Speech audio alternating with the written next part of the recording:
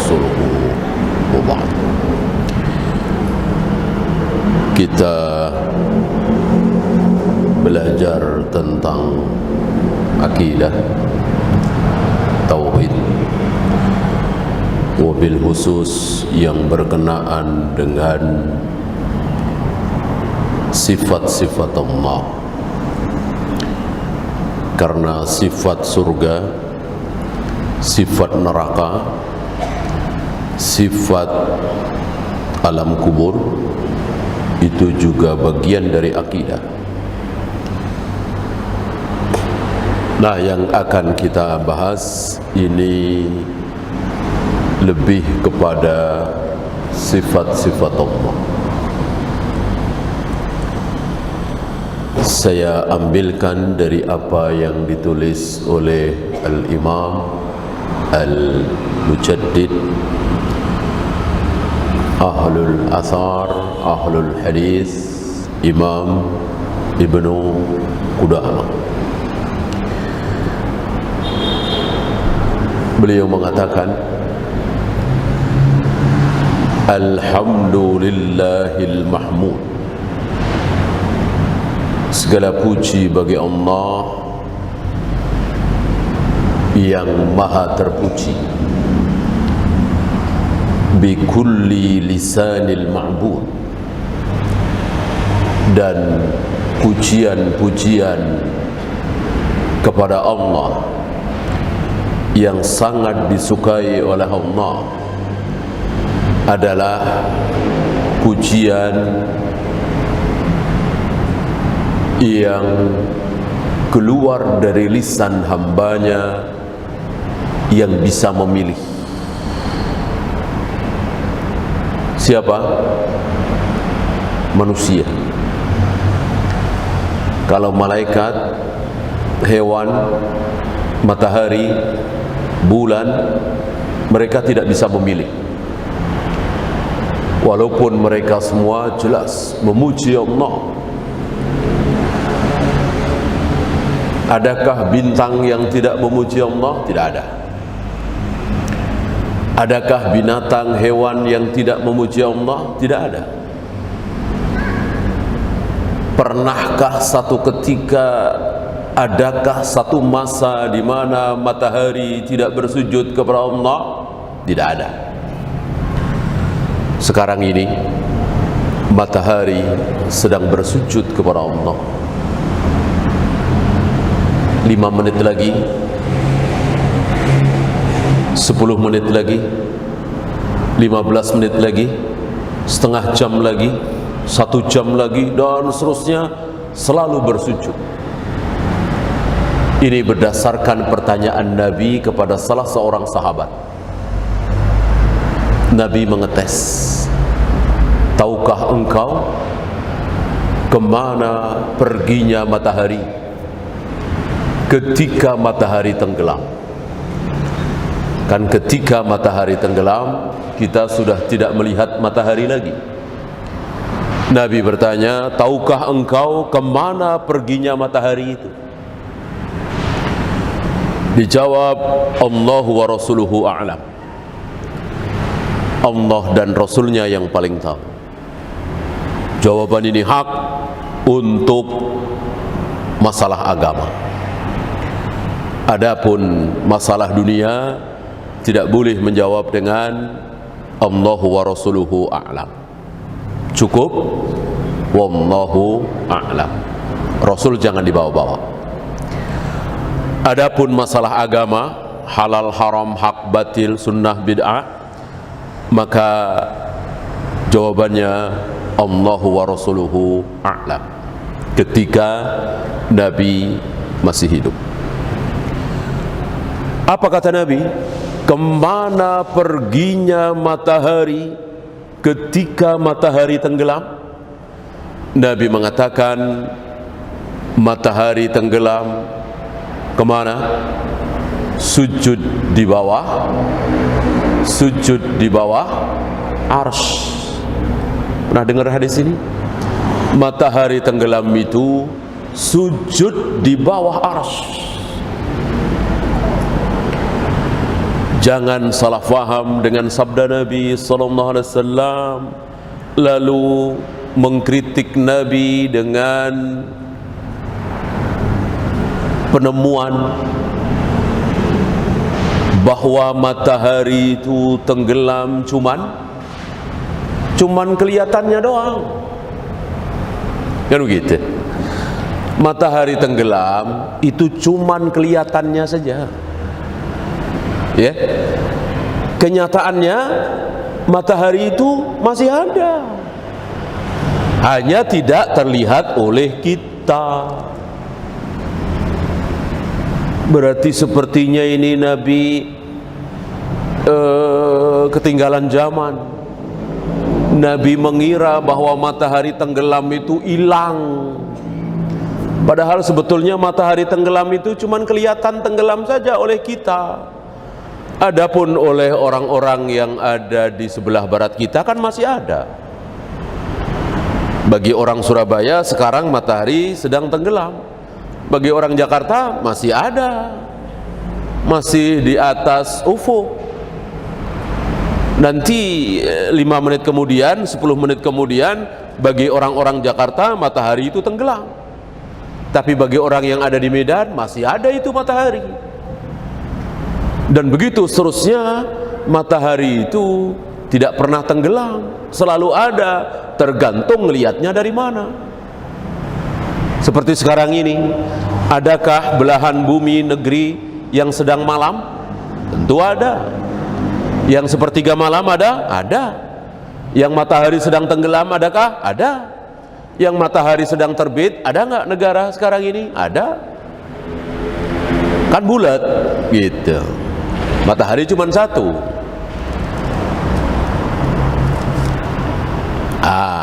Ini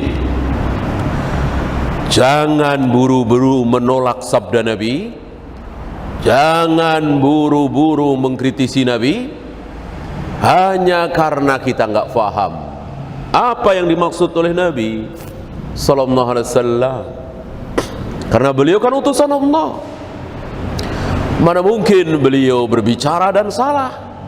Kalau beliau berbicara dan salah, berarti Allah juga salah. Karena Allah tidak mungkin membiarkan beliau berbuat salah. Maka beliau diistilahkan dengan maksum, terjaga dari kesalahan. Ya. Lalu apa maksud Nabi sallallahu alaihi wasallam bahwa matahari itu ketika tenggelam dia sujud di bawah arsy? Mari kita lihat. Pernahkah matahari sejajar dengan arsy? Pernahkah matahari berada di atas arsy? Jawabnya nggak pernah, nggak mungkin. Jangankan matahari kan masih langit pertama, langit dunia. Langit kedua, langit ketiga, langit keempat sampai langit ketujuh itu di bawah arsy. Apa sejajar dengan arsy? Tentu di bawah arsy. Apalagi matahari. Gitu. Maka salahkah Nabi mengatakan matahari di bawah arsy? Tentu tidak salah. Karena setiap saat, setiap detik matahari itu pasti di bawah arsy. Dan pernahkah matahari tidak tenggelam? Dilihat dari sudut mana di muka bumi ini? Jawabnya tidak pernah. Pasti ada satu masa, satu saat, satu detik matahari sedang tenggelam. Seperti sekarang ini. Adakah belahan bumi di dunia ini yang melihat matahari sekarang ini sedang tenggelam? Adakah? Pasti ada. 5 menit lagi ada, 10 menit lagi, 15 menit lagi, setengah jam lagi, 2 jam lagi, pasti ada. Maka matahari itu setiap saat selalu tenggelam, tergantung melihatnya dari mana. Nah, ketika matahari tenggelam itu, apa kata Nabi tadi? Sedang sujud. Maka disimpulkan bahwa matahari itu selalu sujud di bawah arsy. Akhirnya kita faham, gitu ya. Ini pelajaran besar bagi kita. Ketika kita membaca ayat, ketika kita membaca hadis dan bertentangan dengan akal kita, bertentangan dengan ra'yu kita, bertentangan dengan ilmu pengetahuan, bertentangan dengan teori 1000 profesor doktor, maka jangan buru-buru menolak. Kitanya yang belum faham, ya. Seperti Allah katakan, wa khalaqna lahum min mithlihi ma yarkabun. Barangkali kalau kita hidup di hari itu, ketika ayat ini dalam surat Yasin ini turun, kita akan bingung. Wa khalaqna lahum min mithlihi ma yarkabun. Kami juga ciptakan yang mirip-mirip dengan itu semua yang kalian naiki. Ayat itu turun setelah menjelaskan, ayat sebelumnya menjelaskan tentang apa yang kalian kendarai. Disebutkan di ayat itu kuda, unta, keledai, kemudian perahu. Ada lagi enggak? Ada lagi enggak? Kuda, keledai, unta, perahu. Ada lagi enggak? Enggak ada. Enggak ada. Kendaraan-kendaraan di zaman itu sudah disebut semua oleh Allah. Kuda, keledai, unta, perahu. Ya, sapi kan bukan tunggangan ya. Kerbau bukan tunggangan, bukan kendaraan. Disebutkan semua itu. Kuda, keledai, unta, perahu disebutkan. Berarti sudah habis kan? Kenapa Allah melanjutkan wa khalaqna lahum min mithlihi ma yarkabun? Kami juga ciptakan yang semirip dengan itu yang kalian kendarai. Apa? Kan sudah disebut semua. 15 abad kemudian, 14 abad kemudian baru ketahuan. Oh, ternyata yang dimaksud oleh Allah adalah motor, mobil, kereta api, pesawat, gitu. Baru ketahuan. Dulu belum tahu. Gak ada bayangan di benak manusia hari itu, baik Rasul, para sahabat, Abu Jahal, Abu Lahab.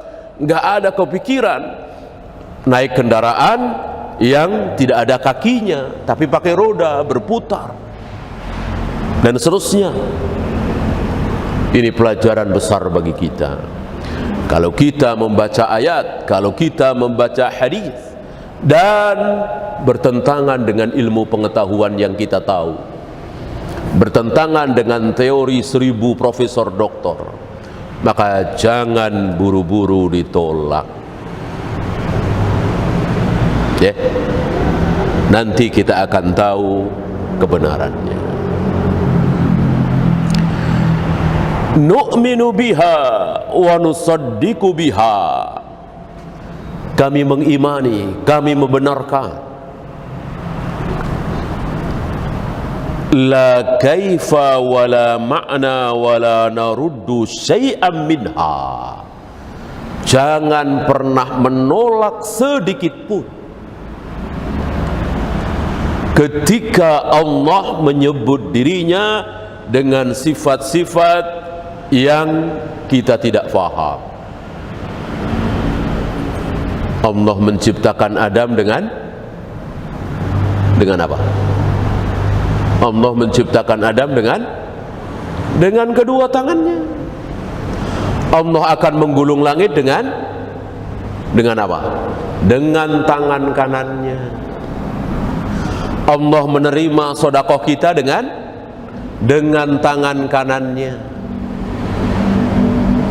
Allah akan menghentikan geraman jahanam dengan apa? Dengan telapak kakinya. Allah setiap sepertiga malam turun kemana? Turun ke langit dunia. Paham? Kalau tidak paham, tahan lisan kita, tahan hati kita. Karena apa yang Allah firmankan, apa yang Nabi sabdakan tentang diri Allah, kita imani, bukan kita kritisi. Seperti Mu'tazilah, Jahmiyah, Jabariyah, Asy'ariyah, Maturidiyah, itu iya. Oh, so Allah punya tangan, tangannya dua, jadi kayak kita dong. Masa Allah turun ke langit dunia setiap sepertiga malam? Kan sepertiga malam itu selalu ada. Sekarang di Jakarta sepertiga malam, nanti sebentar lagi di Lampung sepertiga malam, nanti sebentar lagi di Aceh sepertiga malam, nanti di Australia, nanti di Kalau begitu Allah sibuk dong naik turun. Karena setiap negara itu pasti ada sepertiga malamnya dalam sehari semalam itu. Ini dia. Ini cara berfikirnya orang filsafat, diikuti oleh orang Qadariyah, orang Mu'tazilah, Jahmiyah, Jabariyah, dan seterusnya. Beda dengan Ahlus Sunnah. Ahlus Sunnah meyakini firman Allah, sabda Nabi apa adanya. Jangankan yang seperti itu, seandainya yang lebih aneh dari itu, ya, diyakini seyakin-yakinnya. Apa kata Allah tentang dirinya, diimani oleh Ahlus Sunnah. Karena yang paling tahu tentang Allah siapa? Yang paling tahu tentang Allah siapa? Ya Allah sendiri. Yang paling tahu tentang diri Allah itu Allah sendiri. Setelah itu siapa? Tentu Rasulullah sallallahu alaihi wasallam. Bukan orang filsafat itu. Orang filsafat nggak tahu apa-apa tentang Tuhan. Mereka berpikir, akhirnya sampai pada kesimpulan bahwa Tuhan itu begini, Tuhan itu begini, Tuhan tidak begini, Tuhan tidak begini, tidak mungkin Tuhan begini, tidak mungkin Tuhan begitu. Itu orang filsafat.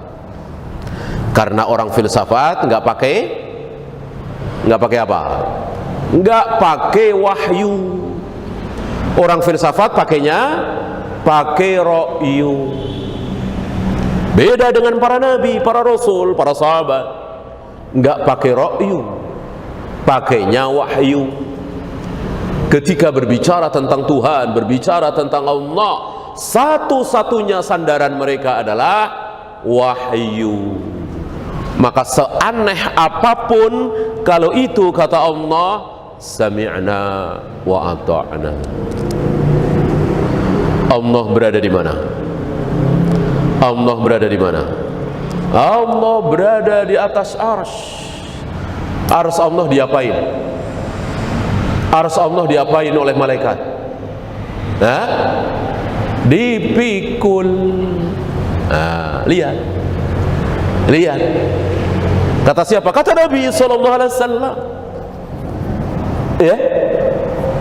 8 malaikat memikul arsy Allah yang jarak antara daun telinga terbawah sampai pundaknya berapa? 700 tahun perjalanan. Ini kata siapa? Kata Nabi sallallahu alaihi wasallam. Orang filsafat, orang Qadariyah, Mu'tazilah, Jabariyah nggak mau mengucapkan ini. Kok Tuhan jadi kayak manusia raja, duduk di atas singgasana, singgasananya dipikul. Yang tahu, yang lebih tahu siapa? Rasul apa ente? Beriman nggak ente dengan Nabi Muhammad sallallahu alaihi wasallam? Yang mengatakan seperti itu adalah Nabi kita Muhammad sallallahu alaihi wasallam. Bagaimana mau dibantah? Ya. Yang di tempat itulah, sejajar dengan tempat itulah, Nabi pernah naik, Nabi pernah sampai ke sana. Ya. Sementara Jibril belum sampai. Jibril menunggu di bawahnya.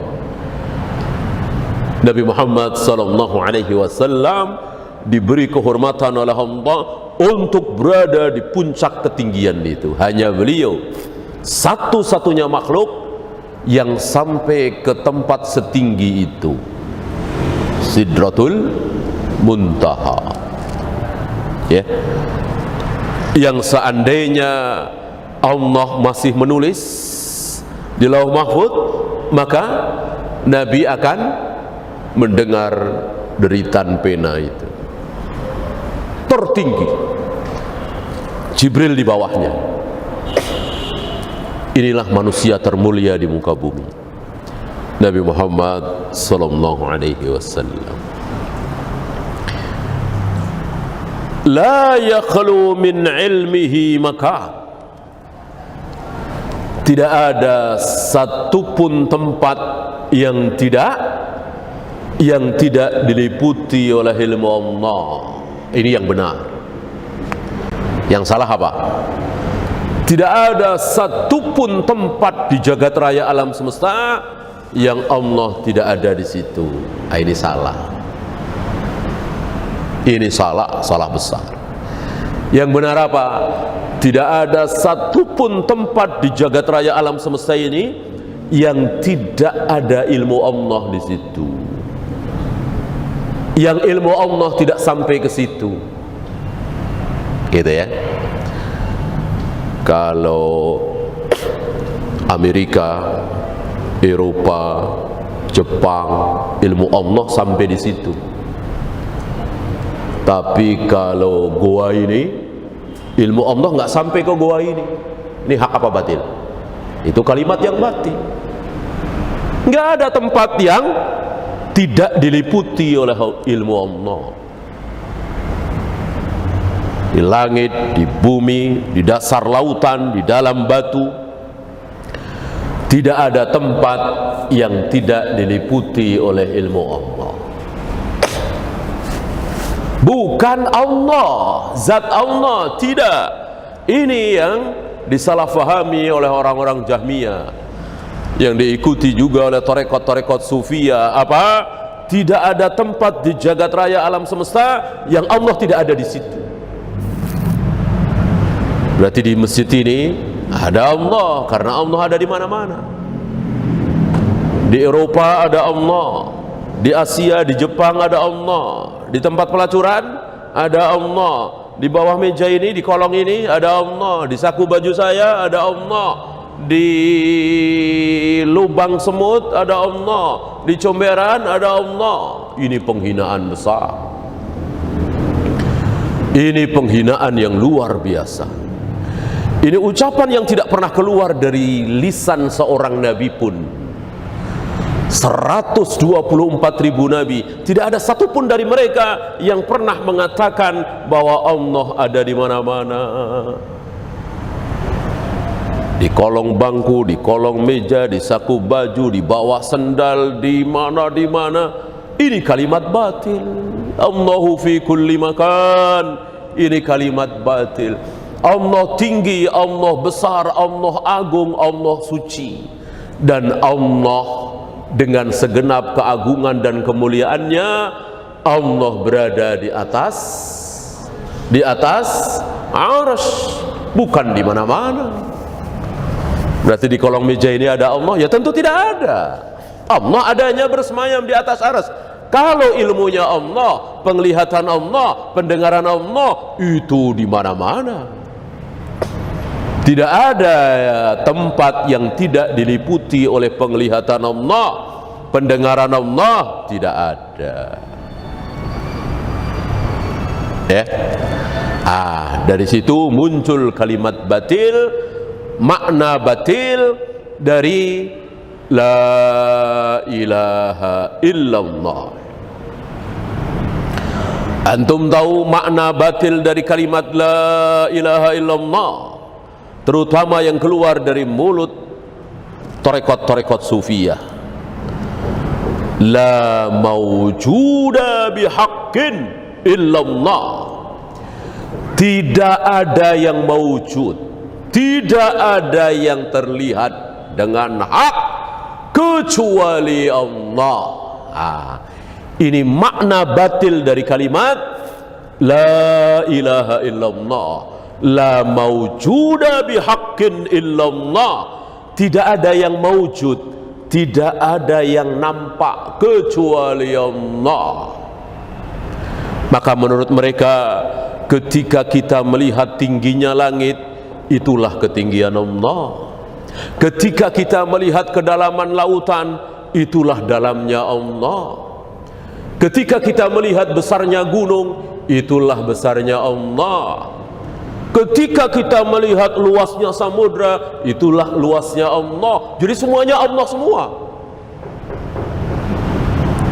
Kalau ada yang nanya, kalau kita melihat baunya sampah, berarti itulah baunya Allah. Begitu.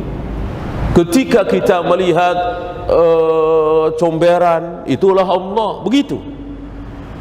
Ketika kita melihat pelacur, itulah Allah. Begitu. Ini batil dan itu penghinaan. La maujuda bihaqqin illallah. Tidak ada yang maujud di muka bumi ini kecuali Allah. Ini kalimat yang batil. Yang benar apa? Kalimat la ilaha illallah, makna yang hak, makna yang benar apa? La ma'buda bihaqqin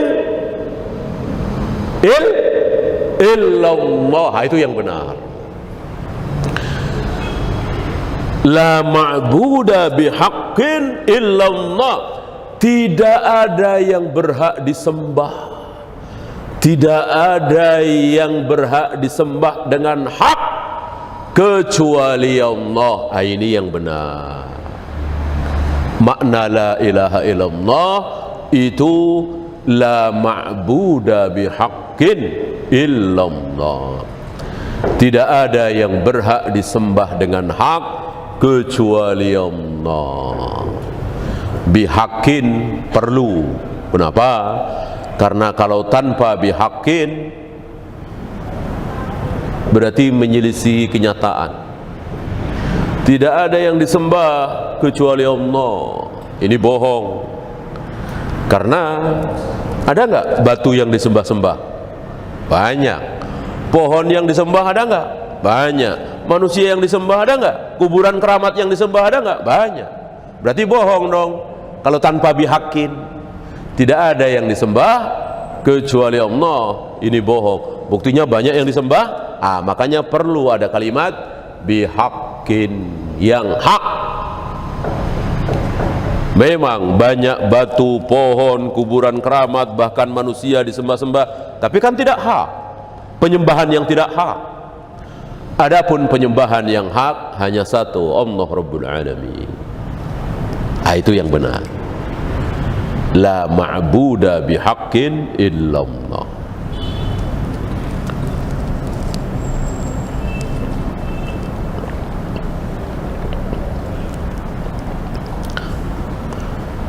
Wala yusghiluhu sya'nun an sya'nin.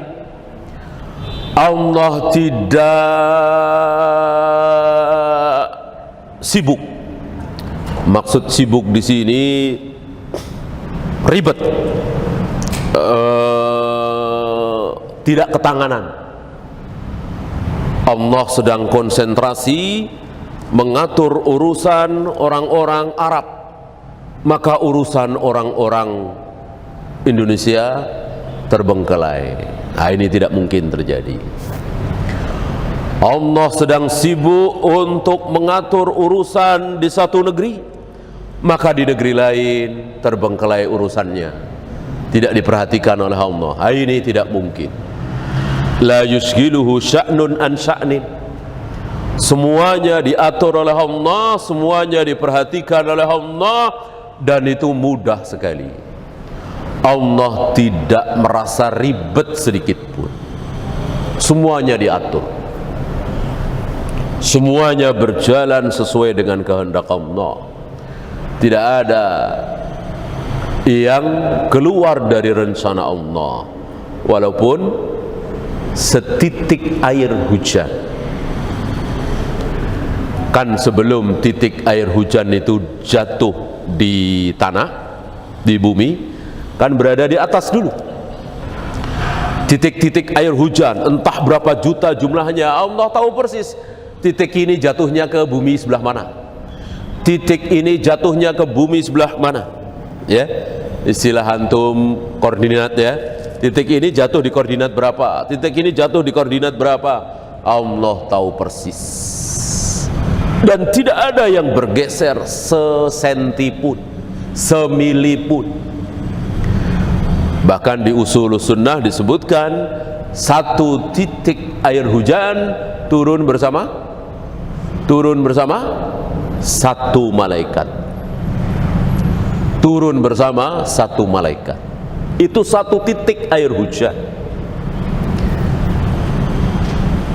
Padahal berapa juta titik air hujan, maka berapa juta, berapa miliar, berapa triliun jumlah malaikat tidak terbayang oleh kita.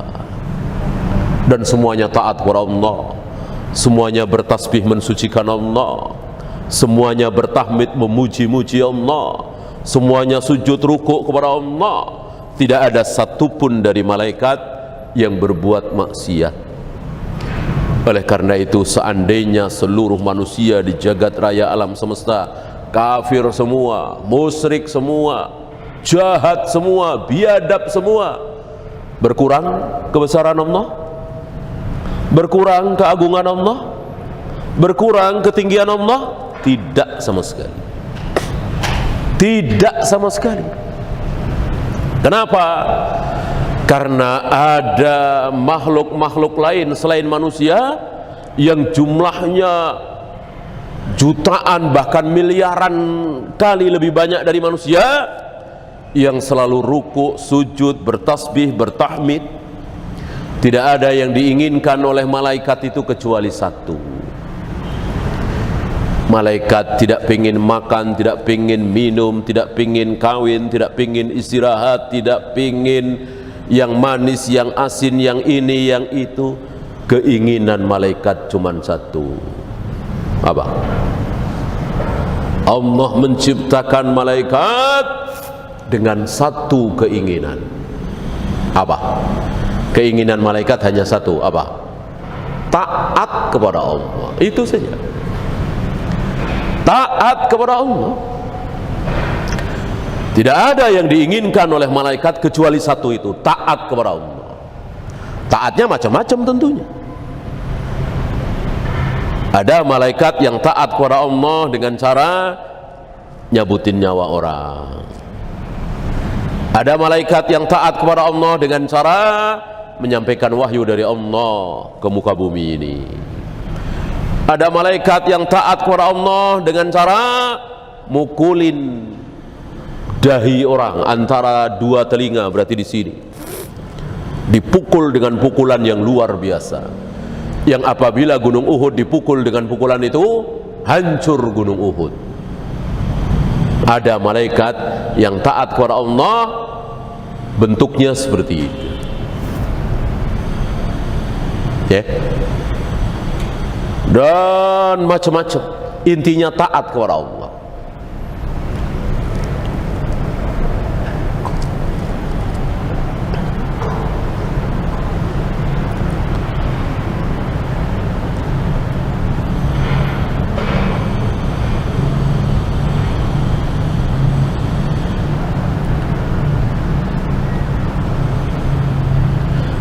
Kemudian beliau membawakan ayat laisa kamislihi syai'. Tidak ada satupun yang mirip-mirip dengan Allah. Tidak ada. Tidak ada satupun yang besarnya mirip-mirip dengan besarnya Allah.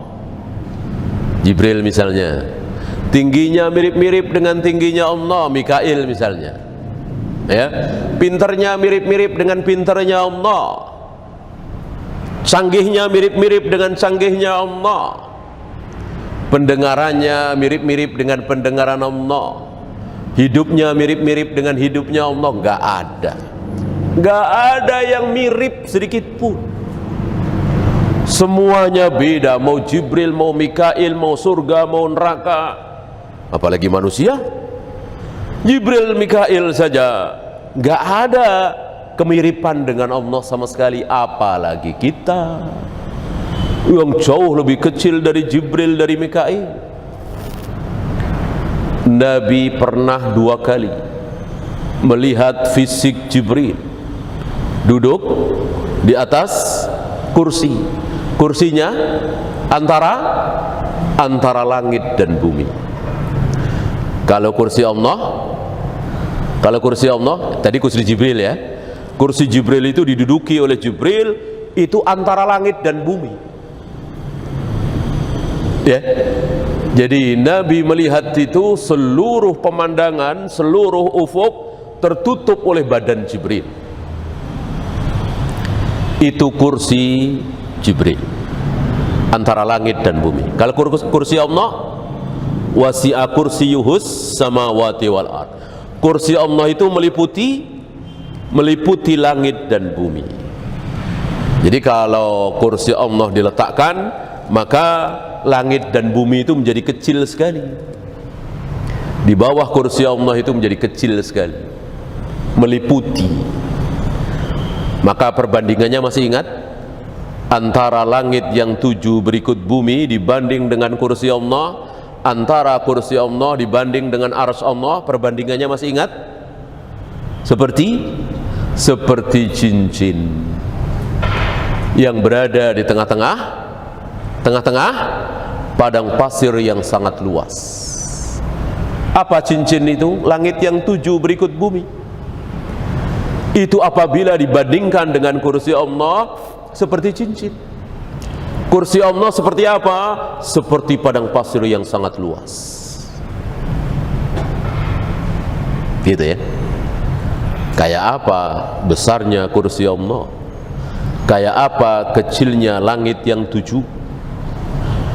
Lalu bagaimana perbandingan antara kursi Allah dengan arsy Allah? Sama.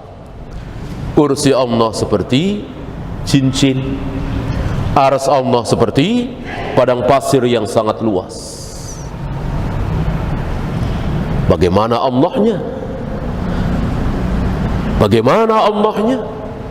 Arsy-nya saja kita tidak bisa membayangkan betapa besarnya. Di atas arsy itulah Allah berada, Allah bersemayam. Bukan Allah duduk. Nggak ada hadis Allah duduk di atas arsy. Berarti Allah nempel duduk di atas arsy seperti saya duduk di atas kursi ini? Tidak. Allah tidak menempel di makhluk. Arsy Allah makhluk bukan? Arsy Allah makhluk bukan? Jelas makhluk. Arsy Allah itu makhluk. Allah tidak menempel di makhluk. Ba'inun an kulli khalqihi. Salah satu sifat Allah adalah terlepas dari seluruh makhluknya, tidak menempel, tidak menyatu pada diri makhluk. Berarti Allah tidak menempel di arsy, tapi berada di atas arsy.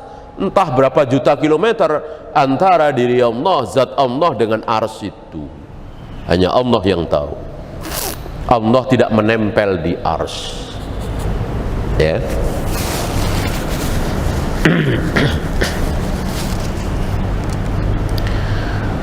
Inilah Allah digambarkan di ayat ini, laisa kamislihi syai', tidak ada satupun yang mirip-mirip dengan Allah.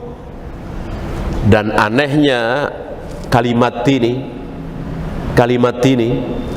tidak ada satupun yang mirip-mirip dengan Allah. Terusannya, nah ini aneh ini menakjubkan ini mengandung fawaid nih. Ini menunjukkan bahwa ayat-ayat Al-Quran betul-betul dari Allah, bukan karangan Nabi Muhammad sallallahu alaihi wasallam.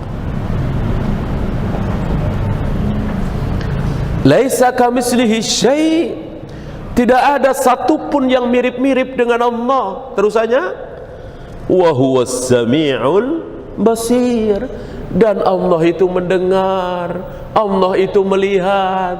Padahal kita semua ini melihat enggak? Melihat. Mendengar enggak? Mendengar. Ini luar biasa. Kan secara logika kita, kalau Allah itu nggak ada mirip-miripnya dengan kita semua, dengan makhluk, tentu terusannya Allah bersemayam di arsy, kan begitu? Kan begitu? Kan nggak ada makhluk yang bersemayam di arsy. Hanya Allah satu-satunya yang bersemayam di arsy. Mestinya laisa kamitslihi syai' wa huwa 'alal arsy istawa. Kan begitu menurut logika kita, ya kan? Tidak ada satupun yang mirip-mirip dengan Allah. Makanya Allah bersemayam di arsy gitu. Tapi justru diteruskan dengan sifat yang kita semua punya. Saya, antum, ibu-ibu, siapapun pasti melihat, pasti mendengar. Itu yang dipilih oleh Allah. Bahwa Allah melihat, Allah mendengar. Sama dengan kita semua. Sementara kalimat sebelumnya mengatakan laisa kamitslihi syai'. Tidak ada satupun yang mirip-mirip dengan Allah. Dari sini muncul fawaid bahwa apapun sifat Allah itu pasti beda dengan sifat manusia. Walaupun judulnya sama, walaupun lafadznya sama, melihat, mendengar, hidup, marah, senang, cemburu, apa lagi? Itu semua kan kita juga punya. Itu yang kita baca di Al-Quran dan Sunnah, kan? Allah senang. Masih ingat kapan Allah senang? Kapan Allah senang? Ketika ada seorang hamba yang bertaubat, Allah senang sekali. Antum baru berhenti dari rokok misalnya, antum bertekad, saya mau tobat dari rokok, saya tidak akan merokok lagi. Maka Allah senang sekali, senang sekali, melebihi senangnya seseorang yang kehilangan barangnya yang sangat berharga, lalu barang itu dia temukan lagi di tengah padang pasir. Antum bisa bayangkan punya anak cuman satu-satunya, usia TK, hilang, dicari-cari sehari dua hari nggak ketemu-temu, tiba-tiba seminggu kemudian ketemu, ya, di jalanan. Kayak apa senangnya? Kayak apa senangnya? Barangkali mobil kita hilang, rumah kita kebakar, nggak masalah. Yang penting anak saya ketemu. Saking senangnya, ya. Allah lebih senang daripada kita yang menemukan kembali anak kita itu. Kalau ada di antara kita yang bertaubat, senang. Sama kan? Allah senang, kita senang. Gitu. Benci? Allah pernah benci? Jelas. Allah membenci kebohongan, Allah membenci kemunafikan. Apalagi? Cemburu? Jelas. Wahai Sa'ad, jika engkau pulang, ternyata engkau dapati istrimu sedang bersama laki-laki lain, maksudnya berzina, apa yang akan engkau lakukan? Ini pertanyaan Nabi kepada Sa'ad bin Ubadah. Sa'ad menjawab, ya Rasul, akan aku bunuh dua-duanya. Akan aku bunuh dua-duanya. Nabi tidak menyalahkan Sa'ad. Nabi hanya mengatakan betapa cemburunya Sa'ad. Aku Rasulullah lebih cemburu dari dia. Allah Rabbul Alamin lebih cemburu dari aku. Berarti Allah suka cemburu apa tidak? Jelas. Sama dengan kita. Sama dengan kita. Cemburu, senang, benci, cinta. Allah mencintai orang yang samhan idza ishtara, samhan idza ba'a, samhan idza iqtada. Allah menyukai, Allah menyenangi orang yang mudah ketika membeli, mudah ketika menjual, mudah ketika membayar hutang. Allah senang dengan orang seperti itu. Allah cinta. Berarti sama apanya? Sama judulnya doang, ya, lafadznya doang, gitu. Adapun cemburunya Allah tentu tidak sama dengan cemburunya kita. Senangnya Allah tidak sama dengan senangnya kita. Kalau kita senang kepada seseorang, kita begini. Ketika Allah senang kepada seseorang, Allah pasti begini seperti kita? Tidak. Kalau kita benci sama seseorang, kita nggak mau ngasih dia, kan? Jangankan harta yang banyak, segelas air juga malas kita ngasih orang kita benci sama dia. Antum tahu apa yang Allah berikan kepada Fir'aun waktu itu? Apa yang Fir'aun terima dari Allah waktu itu? Dari mulai kesehatan yang prima luar biasa. Diriwayatkan Fir'aun dari bayi sampai dia mati tenggelam di Laut Merah itu belum pernah sakit. Istilah kita batuk-batuk, pusing, belum pernah. Jadi badannya selalu fit, ya, kaya luar biasa, sukses luar biasa. Yang ngasih siapa? Allah Rabbul Alamin. Padahal Allah benci setengah mati kepada Fir'aun. Kita yakin Allah pasti benci kepada Fir'aun. Tapi semua yang Fir'aun butuhkan, Allah kasih. Berapa? Ratusan tahun. Kan diriwayatkan umur Nabi Musa sekitar 500 tahun. Berarti umur Fir'aun sekitar segitu. Kan rata-rata orang itu hidup sesuai dengan umur zamannya. Kalau zaman Nabi Muhammad SAW sampai hari kiamat, kan antara 60 sampai 70 rata-rata, ya kan?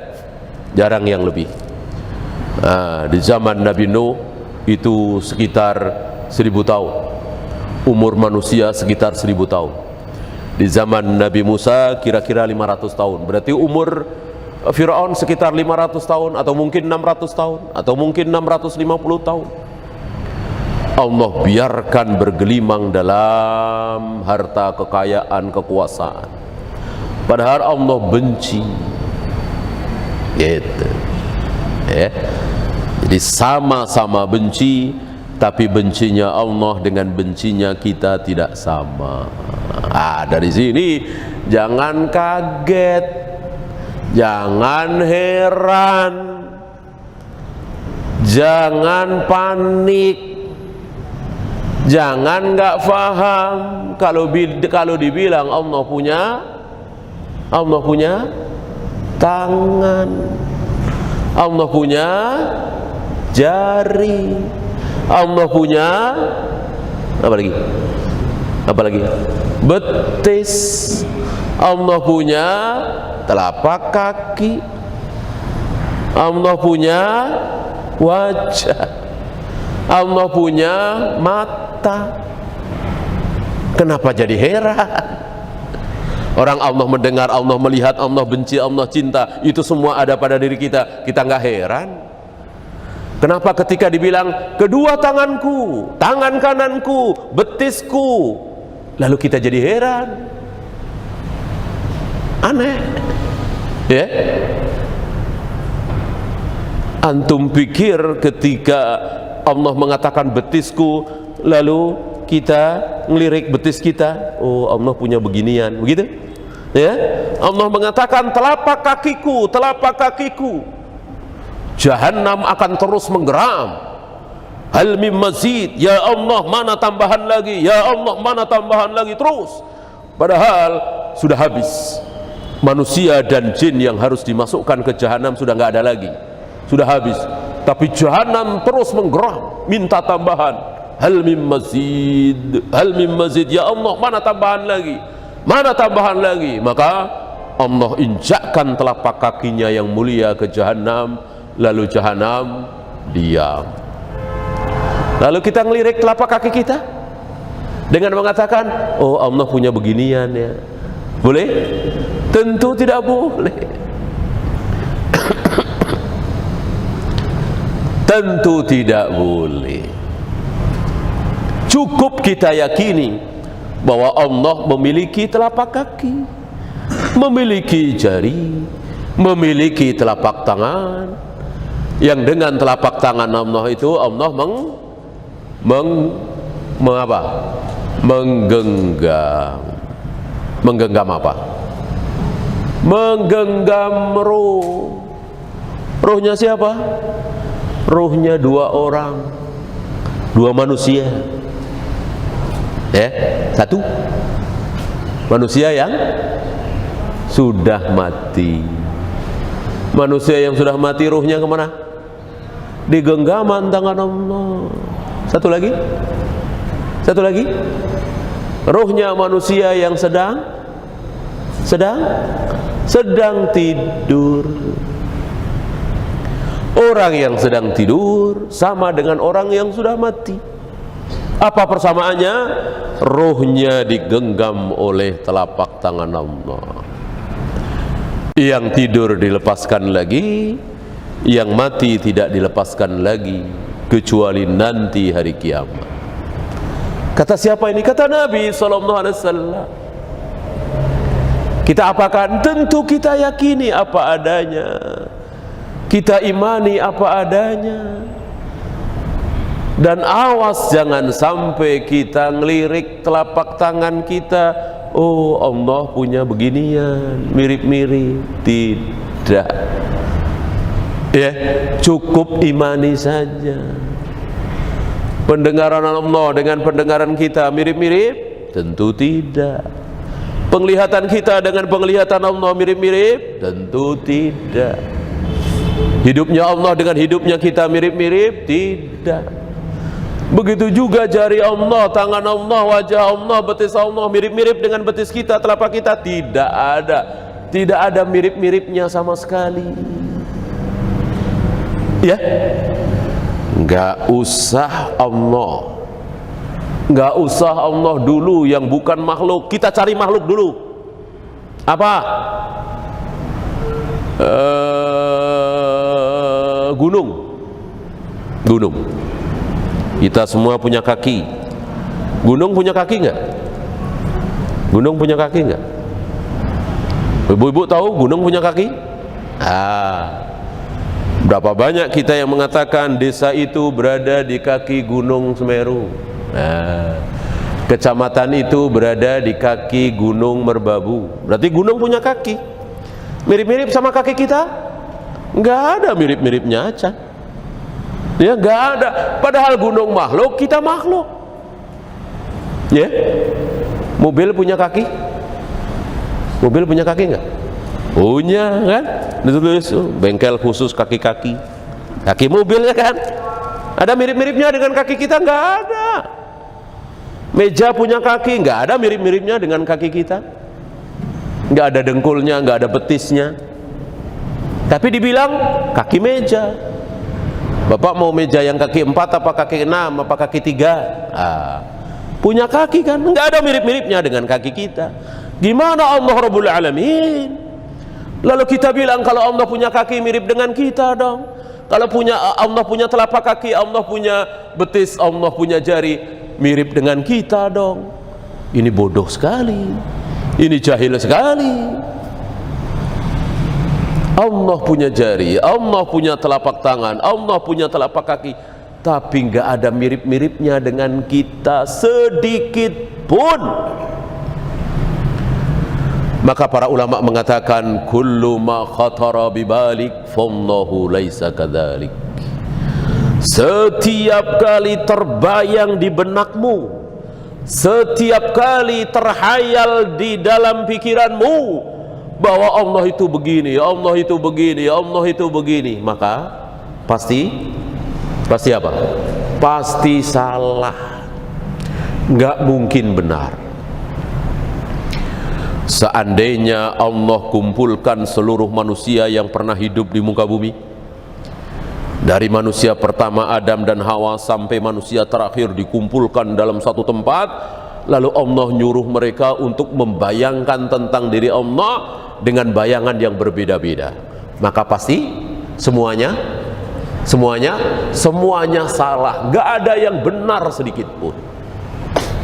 Maka jangan dibayangkan, jangan dilogikakan, jangan dipikirkan, cukup diimani saja bahwa Allah bersemayam di atas arsy. Allah setiap sepertiga malam turun ke langit dunia. Allah akan menggulung langit dengan tangan kanannya. Allah menciptakan Adam dengan kedua tangannya. Allah akan menghentikan geraman jahanam dengan telapak kakinya. Allah akan menampakkan betisnya, dan seterusnya dan seterusnya. Sudah imani saja. Ya. Itu baru gunung, belum surga. Surga makhluk bukan? Surga makhluk bukan? Jelas. Surga neraka itu makhluk. Di surga ada madu? Ada. Di surga ada air mengalir? Ada. Di surga ada wanita cantik? Ada. Sama dong dengan dunia. Nah, dunia ada madu, ada air mengalir, ada wanita cantik. Sama dong. Ada sungai susu, ada sungai madu. Madu, susu, khamr ada di dunia? Ada. Berarti dunia dengan surga ada mirip-miripnya dong. Ternyata tidak ada mirip-miripnya. Kalau antara dunia dengan surga ada mirip-miripnya, batal sabda Nabi. Mana sabda Nabi yang batal? Seandainya antara surga dengan dunia, seandainya kenikmatan surga dengan kenikmatan dunia ada mirip-miripnya, maka batal sabda Nabi. Yang mana? Ma ainun ra'at wala udhunun sami'at wala khatara ala qalbi bashar. Kenikmatan surga adalah belum pernah terlihat oleh mata siapapun, belum pernah terdengar oleh telinga siapapun. Satu lagi, belum pernah terbayangkan oleh hati siapapun. Seandainya kita masuk surga lalu disuguhi makanan, lalu kita ingat, ini persis yang saya makan waktu di sawah lunto dulu. Nah, berarti batal sabda Nabi. Seandainya kita disuguhi minuman lalu kita mengatakan, ini rasanya persis waktu saya mampir di warung di Kebayoran dulu. Nah, berarti batal sabda Nabi. Enggak ada mirip-miripnya. Dari warna, aroma, rasa, kelezatannya enggak ada. Sebab kalau ada mirip-miripnya, batal sabda Nabi. Karena surga jelas belum pernah terlihat oleh mata, belum pernah terlihat, belum pernah terdengar oleh telinga, belum pernah terbayangkan oleh hati siapapun. Pertanyaan saya, surga masih makhluk apa sudah kholik? Pertanyaan saya, surga itu masih makhluk apa kholik? Jawabnya, makhluk. Surga itu masih makhluk. Itu pun gak ada mirip-miripnya dengan dunia yang sama-sama makhluk. Dunia makhluk, surga makhluk, gak ada mirip-miripnya. Gimana Allah Rabbul Alamin yang bukan makhluk? Gimana Allah Rabbul Alamin satu-satunya khalik, lalu ada mirip-miripnya? Lalu kita katakan kalau Allah punya jari sama dengan kita dong punya jari. Kalau Allah turun berarti sama dengan kita dong turun. Kalau Allah berada di satu tempat sama dengan kita dong berada di satu tempat. Ini bodoh sekali, jahil sekali. Itulah orang-orang filsafat, bodoh sekali. Orang-orang Qadariyah, Jahmiyah, Jabariyah, Syariah, Maturidiyah bodoh sekali, karena mereka mengatakan kalau Allah bersemayam di ars berarti sama dengan kita. Kalau Allah punya jari berarti sama dengan kita. Bodoh sekali. Ayat ini nggak faham. Laisa kamitslihi syai' wa huwas samiul basir. Ya. Di sini wajib kita mengikuti pemahaman para ulama ahlu sunnah. Jangan mikir sendiri. Kalau kita mikir sendiri pasti sesat. Kalau teknologi, kalau ekonomi, silahkan. Berapa banyak orang yang mikir sendiri tentang teknologi lalu mendapatkan penemuan baru, bagus sekali. Itu urusan dunia. Tapi kalau agama nggak ada penemuan baru dalam agama, tidak ada. Ya, semua yang ada dalam agama harus lama, harus sudah ditemukan oleh Rasul dan para sahabat. Maka jika antum ditawari penemuan baru, ini ada penemuan baru nih, pelatihan supaya sholat bisa khusyuk, daftar ke saya, penemuan baru sholat khusyuk. Antum percaya apa jangan? Jangan, batil. Ini ada penemuan baru nih, supaya kita lebih takut kepada Allah, supaya kita lebih takut berbuat maksiat.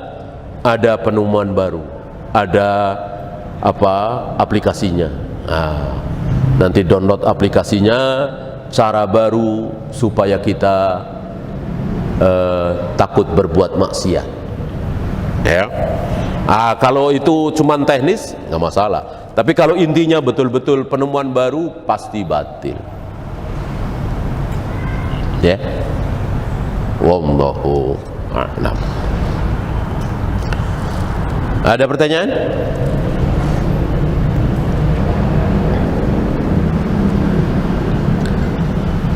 Saya lanjutkan sedikit. Ar-Rahmanu 'alal arsy istawa, lahu ma fis samawati wa ma fil ard wa ma bainahuma wa ma tahta ath-thara wa in tajhar bil qawli fa innahu ya'lamu sirra wa akhfa. Ini sebuah ayat dalam surat Toha yang menunjukkan seperti apa sifat-sifat Allah itu. Yang pertama, Ar-Rahmanu 'alal arsy istawa. Allah yang Maha Rahman bersemayam di atas arsy. Arsy Allah seperti segede apa? Antum sudah bisa membayangkan, walaupun tentu tidak bisa terbayang dengan sebenarnya. Tapi melihat dari perbandingannya, antum bisa faham betapa kecilnya kursi Allah jika dibanding dengan arsy Allah. Betapa kecilnya langit yang 7 apabila dibanding dengan kursi Allah. Maka betapa kecilnya bumi ini dibanding dengan langit yang 7. Padahal bumi ini betapa luasnya. Ya. Bumi ini luar biasa luasnya. Dan kita ini kecil sekali tentunya. Ada satu huruf yang dimasukkan oleh orang Jahmiyah, mengikuti sifat Yahudi, mengikuti sifat Yahudi. Apa? Lam. Adapun Yahudi nun. Yahudi menambah huruf nun pada kalimat hittah.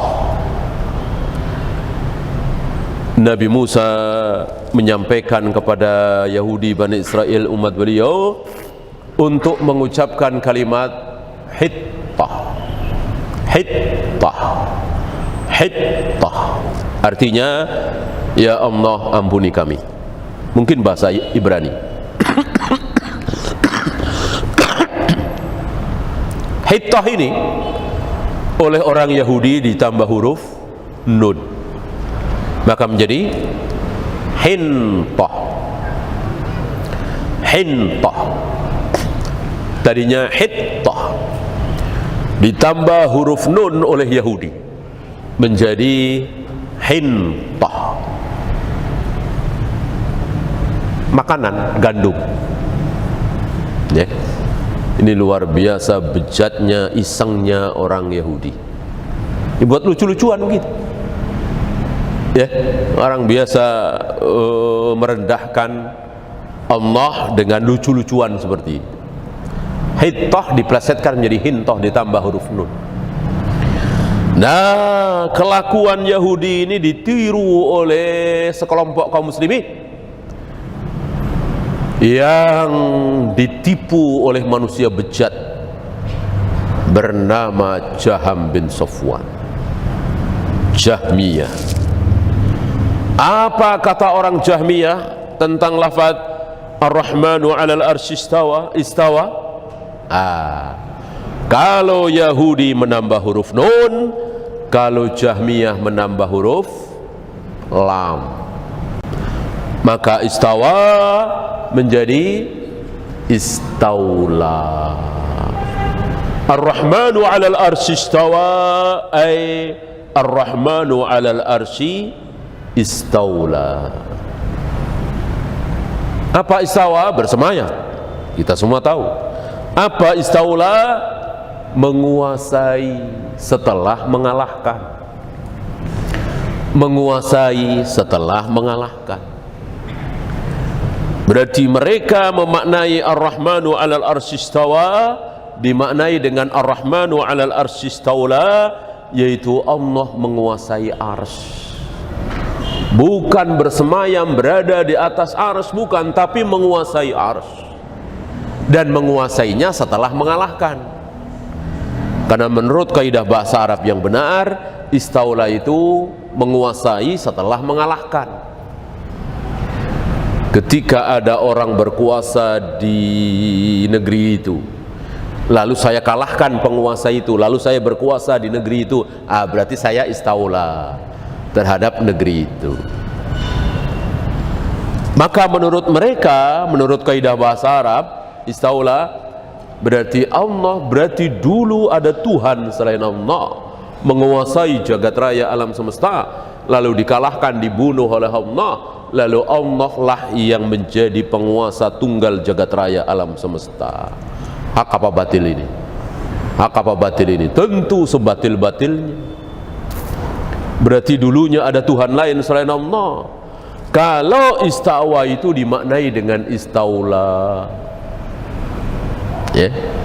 Tapi begitulah Jahmiyah, karena jahilnya mereka memaknai Ar-Rahmanu 'alal arsy istaula, Allah menguasai arsy, bukan Allah bersemayam di atas arsy